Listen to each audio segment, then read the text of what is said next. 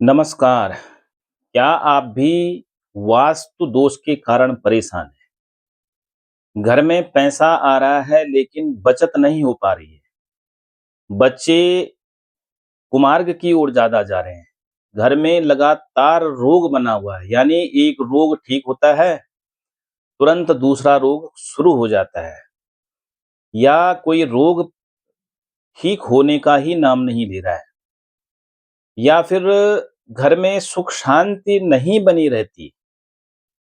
यानी किसी न किसी बात पर घर में कलह बना रहता है, पति-पत्नी में अनबन बनी रहती है, घर में जितने सदस्य हैं उनमें आपस में अनबन बनी रहती है।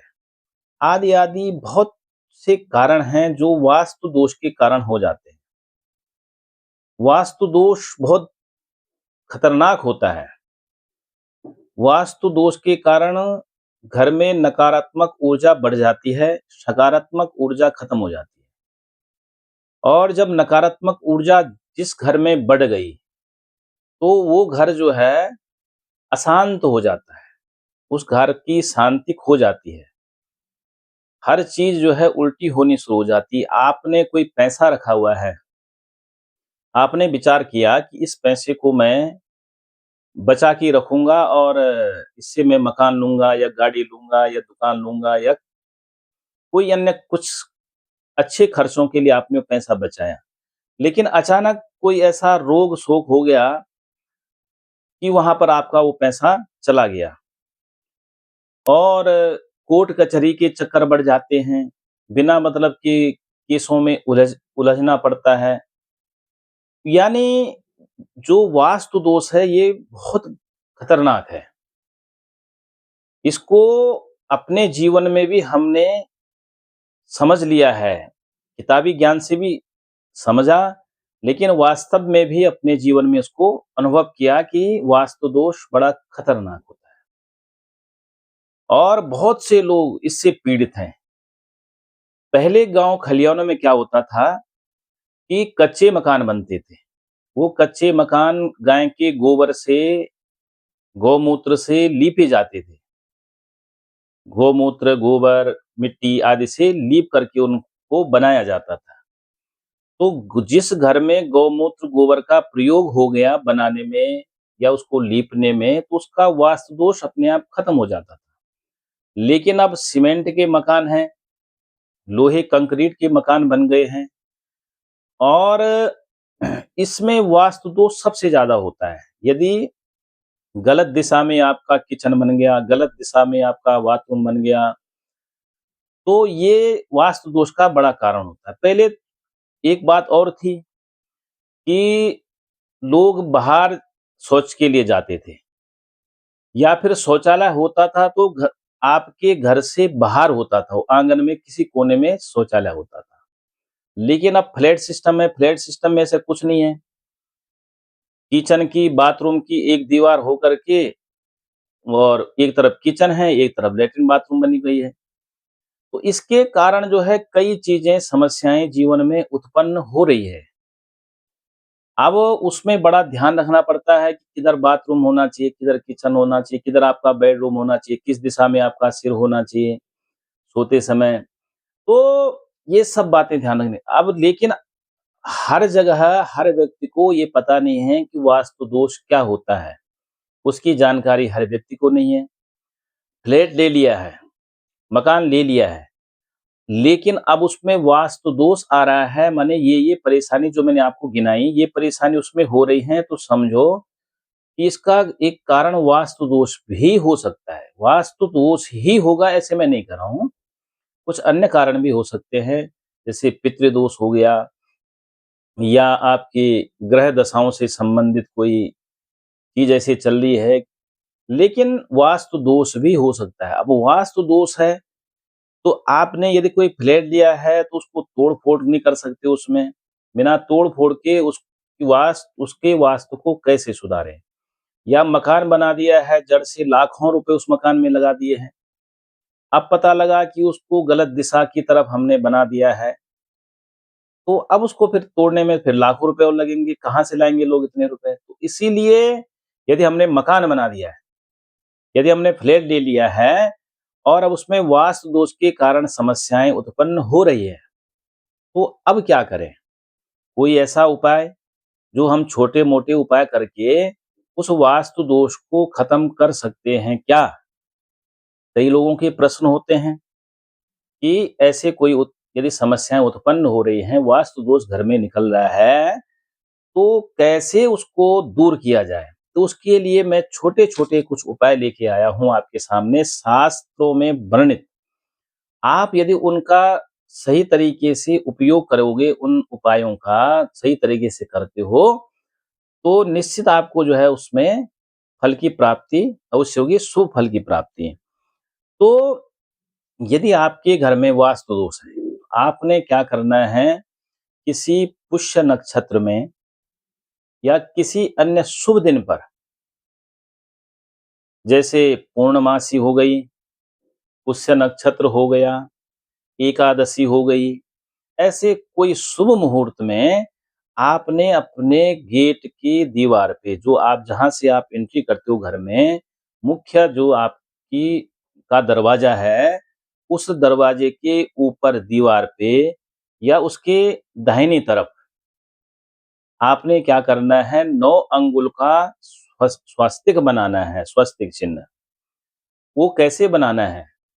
सिंदूर सिंदूर को शुद्ध देसी गाय के घी में मिला करके और उससे आपने जो है 9 अंगुल माने ऐसे करके आप 4 हो गए, 4 2 8 और उसके बाद 1 अंगुल और जोड़ना है तो 9 अंगुल। तो 9 अंगुल लंबा आपने स्वस्तिक बनाना है, गेट के या तो ऊपर बनाओ या दाहिनी तरफ बनाओ, 9 अंगुल का स्वस्तिक बनाओ।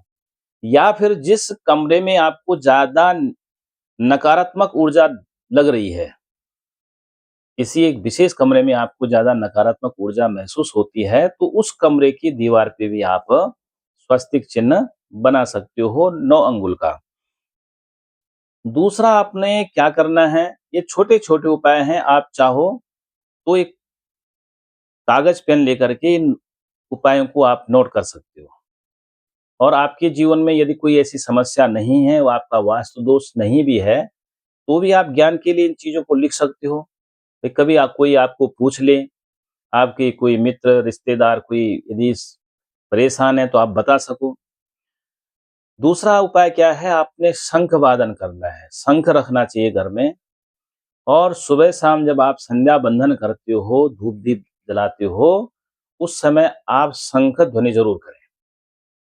तो उससे घर की जो नकारात्मक ऊर्जा है, वो भी बाहर जाती है, सकारात्मक ऊर्जा घर में बनी रहती है। मंगलवार और शनिवार को, ये तीसरा उपाय मैं बता रहा हूँ कि मंगलवार और शनिवार को आपने क्या करना है कि एक कटोरी में गौमूत्र लेना है और एक कटोरी में आपने गंगा गंगा जल लेना है। एक किसी भी पुष्प से, चाहे वो गेंदे का फूल हो, गुलाब का फूल हो या अन्य किसी भी फूल से आपने पूरे घर में गौमूत्र का और गंगाजल का छिड़काव करना है। शौचालय में नहीं करना, बस इस बात का ध्यान रखना है। बाकी पूरे घर में आपने गौमूत्र और गंगाजल का छिड़काव कर देना है और उसके बाद जो गौमूत्र गंगाजल बचा हुआ है उसको छत पे डाल देना है। तीसरा ये उपाय है। चौथा है कि आपने क्या करना है कि यदि घर में नकारात्मक ऊर्जा बनी हुई है तो उसको दूर करने के लिए आपने जब आप पोछा लगाते हो, तो उस पोछे के पानी में आपने एक दिन थोड़ा-सा 2-4 चुटकी आपने नमक डालना है और एक दिन फिर आप जो है थोड़ा फिटकरी डाल दो। एक दिन नमक और एक दिन फिटकरी। इससे आप पूरे घर में जो है आप पोछा लगाइए, तो उससे भी आपके घर में सकारात्मक ऊर्जा बन जाएगी।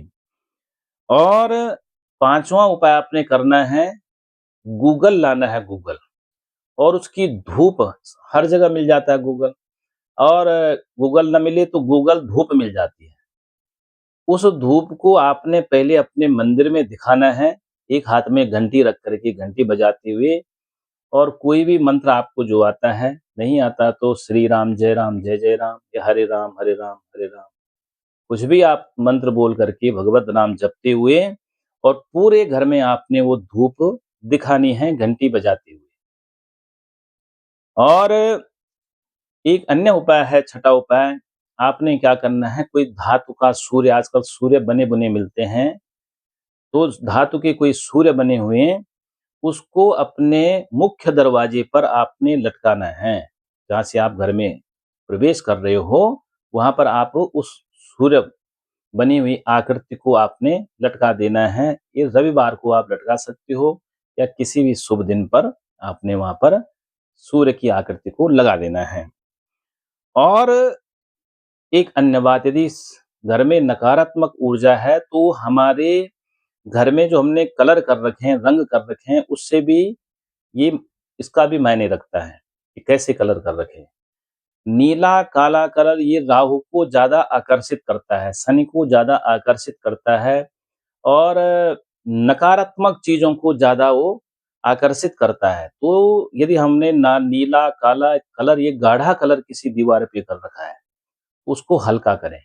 या कोई भी अन्य कलर यदि बहुत गाढ़ा कर रखा है, तो उसको हल्का करने की कोशिश करें, उसको हल्का कर दें। यानी उस पेंट को बदल करके हल्के कलर घर के अंदर करने चाहिए। और एक अन्य उपाय है, आप लिखते जाएं, एक अन्य उपाय है कि यदि घर में नकारात्मक ऊर्जा बनी हुई है तो आप अपने बेडरूम में, शयन कक्ष में आपने क्या करना है, एक कांच के गिलास में, कांच की कटोरी में आपने नमक भर के रखना है।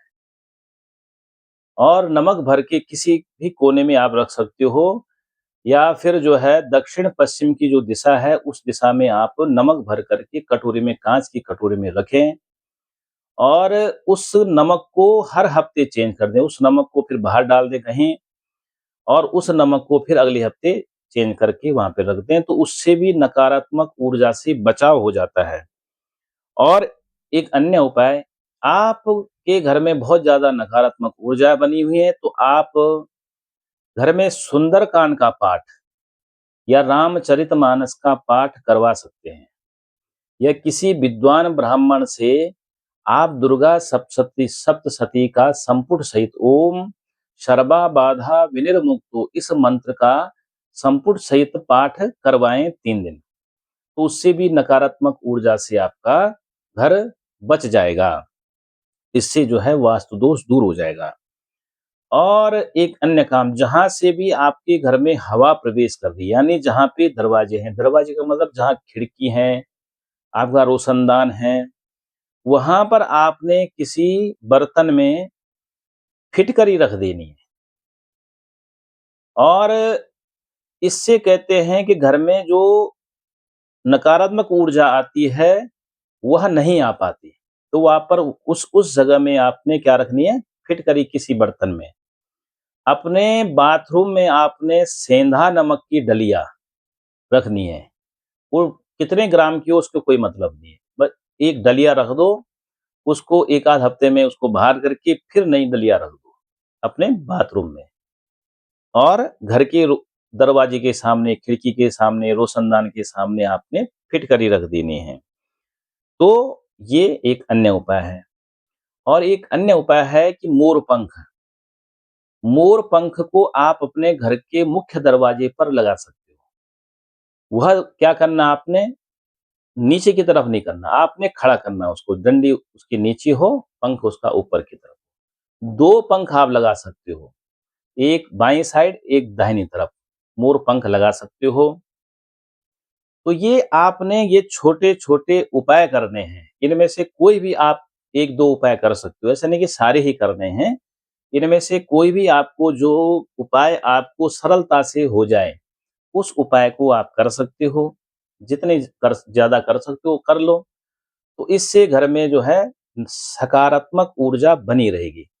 अब मकान बनाते समय क्या ध्यान रखना चाहिए और कैसे-कैसे जो है घर बनाते समय क्या-क्या व्यवस्था, आप किस-किस दिशा में कौन सी चीज़ बना सकते हो, कौन सी चीज़ नहीं बनानी चाहिए, इसकी विस्तृत वीडियो मैं आगे डालूँगा। तो जो लोग नए जुड़े हैं, वो चैनल को सब्सक्राइब करें और शेयर करें ताकि अन्य कोई लोग इसका इस वीडियो का फ़ायदा उठा लें। किसी को ज़रूरत हो तो वो ज़रूरतमंद के पास ये वीडियो पहुँच जाए। लाइक करें। जय श्री राम।